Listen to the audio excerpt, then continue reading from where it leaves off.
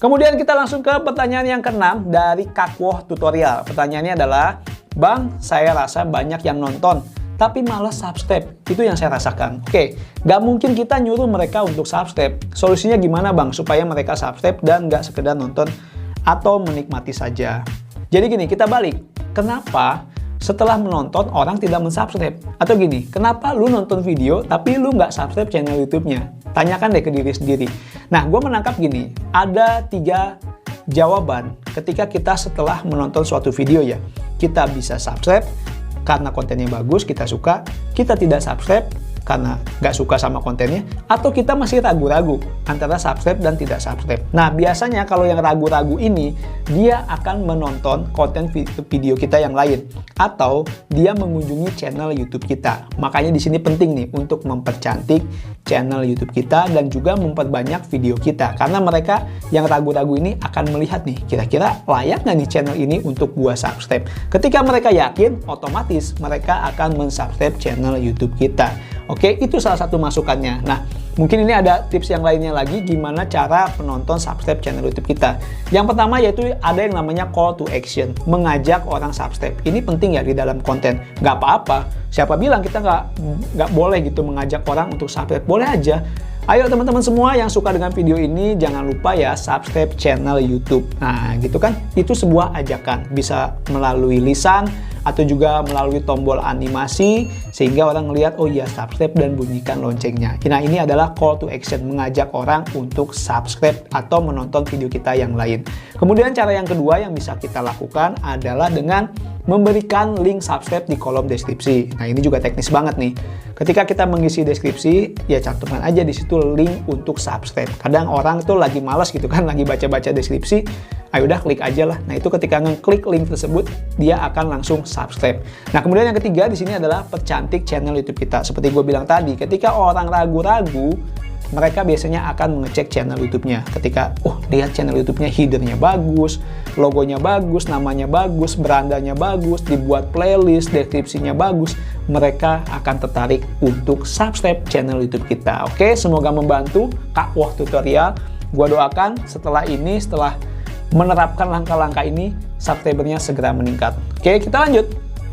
Pertanyaan nomor 7 dari Asdi Rahmat Cahyadi. Bang, cari lagu yang bersih nggak kena copyright di mana, Bang? Nah, ini hampir sama dengan pertanyaan ke-8 dari Function Play ya. Bagaimana kita bisa menghindari lagu copyright? Lagu copyright tidak bisa dihindari. Jangan coba-coba ya kan? Gua berulang kali dulu ya di channel yang satunya upload video, kena terus tuh. Gua kira itu adalah pelanggaran copyright karena gua menggunakan background musik yang nggak bebas copyright ya. Nah, ternyata itu adalah pelanggaran konten ID. Jadi memang harus dibedakan antara pelanggaran copyright dan pelanggaran konten ID. Kalau misalnya pelanggaran copyright, biasanya itu adalah pengaduan. Misalnya kita mengambil video orang lain dalam konten kita. Nah, si yang punya video ini keberatan gitu, kontennya dipakai oleh kita. Nah, dia akan melakukan pengajuan klaim copyright tersebut, sehingga kemungkinan video kita itu bisa di-banned. Dan sampai misalnya berulang 3 kali, channel YouTube-nya itu juga bisa di-banned. Nah, inilah pelanggaran copyright yang memang sangat serius diperhatikan oleh YouTube. Yang kedua yaitu ada pelanggaran konten ID. Misalnya tadi, menggunakan background musik yang tidak bebas copyright. Itu biasanya akan langsung muncul notifikasinya. Ketika misalnya kita 1 menit atau 2 menit setelah upload video, dia langsung ngedeteksi itu, ngasih peringatan bahwa kita dianggap melanggar pelanggaran konten ID. Akibatnya apa? Nggak akan berakibat ke video kita di take down atau channel YouTube kita di banned, itu nggak langsung ke sana. Tapi pelanggaran konten ID ini istilahnya ya lebih ke pelanggaran administrasi lah gitu. Jadi bisa saja si yang punya musik itu memasangi iklan di video kita. Jadi iklan yang muncul dia dapat bagiannya. Atau juga dia membatasi video kita di negara-negara tertentu. Atau dia juga bisa melihat analitik dari video kita. Nah, itu adalah pilihan-pilihan yang bisa dilakukan si pemilik lagu. Nah, ya memang kita nggak kerasa rugi sih, tapi tetap aja ini sebenarnya juga penting diperhatikan. Nah, oleh karena itu, lebih baik kita menggunakan audio atau lagu yang memang bebas copyright. Di mana dapatnya? Paling gampang adalah dari YouTube Audio Library. Sekali lagi dari YouTube Audio Library. Gua pernah menggunakan lagu-lagu atau background musik dari sumber yang lain. Bilangnya sih bebas copyright, tapi begitu dipakai, ternyata kena pelanggaran konten ID juga. Makanya udah yang paling aman adalah dari YouTube Audio Library. Misalnya teman-teman mengedit pakai KineMaster, nah itu audio dari KineMaster juga bebas dari copyright, jadi bisa digunakan. Oke, pertanyaan ke-9 dari EG Gaming 14. Gimana caranya biar banyak subscriber? Gimana caranya biar banyak subscriber? Ini pertanyaan yang sangat favorit dari teman-teman YouTuber pemula. Karena jawabannya cukup panjang, maka akan gua buatkan video tersendiri untuk menjawab hal ini. Oke? Karena dalam memperoleh subscriber itu adalah cara-cara alami ada, cara aman ada, cara sesat juga ada. Nah, memang sangat menarik bagaimana caranya mendapatkan subscriber. Oke, EG Gaming 14 nanti gua buatkan videonya tersendiri. Ya mudah-mudahan segera tembus 10.000 subscriber channel teman YouTube sehingga videonya akan langsung gua tayangkan. Oke. Pertanyaan ke-10 dari Pangsen Play lagi. Apa aja sih aturan pedoman komunitas YouTube? Jadi gini, di YouTube itu ada 4 kebijakan yang harus teman-teman ketahui.